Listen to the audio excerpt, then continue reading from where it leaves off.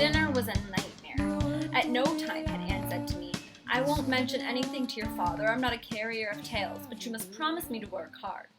That kind of bargaining was alien to her. I was glad about that, but at the same time resentful towards her, for if she had been like that, it would have allowed me to despise her. She steered clear of that mistake, as of others, and it was only after the soup course that she appeared to remember the incident. "I'd like you to give your daughter some sensible advice, Raymond. I came across her in the woods with Cyril this evening, and they seemed to be on the very best of terms." My father tried to make a joke of this, poor man. "What's this you're telling me? What were they doing?"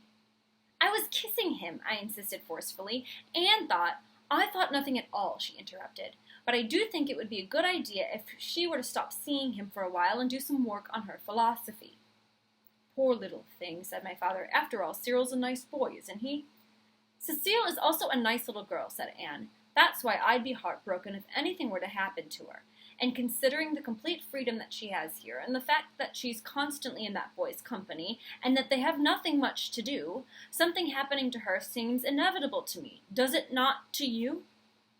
At those words, "Does it not to you?" I looked up, while my father, very vexed, lowered his eyes. "You're probably right," he said. "Yes, after all, you ought to do some work, Cecile. You don't want to have to redo your philosophy, do you?" "What do I care?" I replied tersely. He looked at me and then immediately looked away again. I was thoroughly disconcerted. I realized that insouciance is one thing that can provide inspiration for our lives and yet have no argument to offer in its own defense. "Come on now," said Anne, taking hold of my hand across the table. "You're going to swap being a wild creature of the woods for being a good scholar, just for a month. That's not so serious, is it?" They were both looking at me and smiling. From their point of view, it was obvious. I gently withdrew my hand. "Yes," I said, "it is serious." I said it so softly that either they did not hear me or did not choose to hear. The next morning, I came across a sentence from Bergson that took me several minutes to understand. "However disparate the cause and effect may initially appear to be, and although a rule of conduct is far from being a pronouncement on the nature of things, it is always through contact with the creative principle in the human species that one feels oneself drawing the strength to love humanity." I repeated this sentence over to myself, quietly at first, so as not to get worked up over it, then out loud. I rested my head in my hands, and I studied the sentence closely. I finally understood it, and I felt just as unmoved and powerless as when I had read it the first time. I was unable to continue. I studied the subsequent lines with the same concentration and in the same well-disposed way, and suddenly something like a tempest rose up within me and threw me onto the bed. I thought of Cyril, who was waiting for me in the sun-drenched inlet. I thought of the gentle rocking of the boat and the taste of our kisses, and I thought of Anne. What I was thinking made me sit up on my bed, my heart beating fast, and I said to myself that it was stupid and monstrous, that I was nothing but a spoilt, lazy child, and that I had no right to think the way I did. So it was in spite of myself that I continued with my reflections. I reflected that she was detrimental to us and dangerous, and that she had to be got rid of.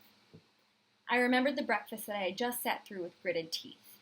I had been appalled and disconcerted by my sense of resentment, which was an emotion that I despised and ridiculed myself for even feeling. Yes, that was what I held against Anne. She prevented me from liking myself. I was, by my very nature, made for happiness and affability and light-heartedness, but because of her, I was entering a world of reproaches and guilt, a world in which I was getting lost because I was not used to introspection. And what was she bringing me? I took stock of how strong she was. She had wanted my father, and she had got him. She was gradually going to make of us the husband and daughter of Anne Larson, which meant that we would become civilized, well-mannered, happy people. For she would make us happy. I could well imagine how easily we, unstable creatures that we were, would yield to the attraction of having structure in our lives and of not having to shoulder responsibility. She was much too efficient. My father was already growing away from me. I was obsessed, tortured by the embarrassed expression he had had at the table and by how he had turned his face away. It made me want to weep when I remembered how we used to be in league with each other, how we would laugh together as we drove back home at dawn through the deserted streets of Paris. All that was over. I, in my turn, was going to be influenced, reshaped, and given direction by Anne. I would not even mind. She would act with intelligence, ironic humor, and gentleness. I was incapable of resisting her. In 6 months, I would no longer even want to. I absolutely had to pull myself together. I had to get my father and our old way of life back. Those 2 merry, mixed-up years that I had just spent, those 2 years I had just been so quick to disown the other day, suddenly appeared to me decked out in all their charm. I had been free to think the wrong thoughts or not to think very much at all. I had been free to choose my own life, to choose myself. I cannot say that I had been free to be myself because I was merely putty, but I had been free to refuse to be molded. I know that it would be possible to ascribe complicated motives to this change in me, that it would be possible to endow me with magnificent complexes, such as an incestuous love for my father or an unhealthy passion for Anne. But I knew the real causes: the heat, Bergson, Cyril, or at least the absence of Cyril. I thought about this all afternoon as I passed through a succession of states of mind that were all unpleasant, but all the result of this one realization, that we were at Anne's mercy.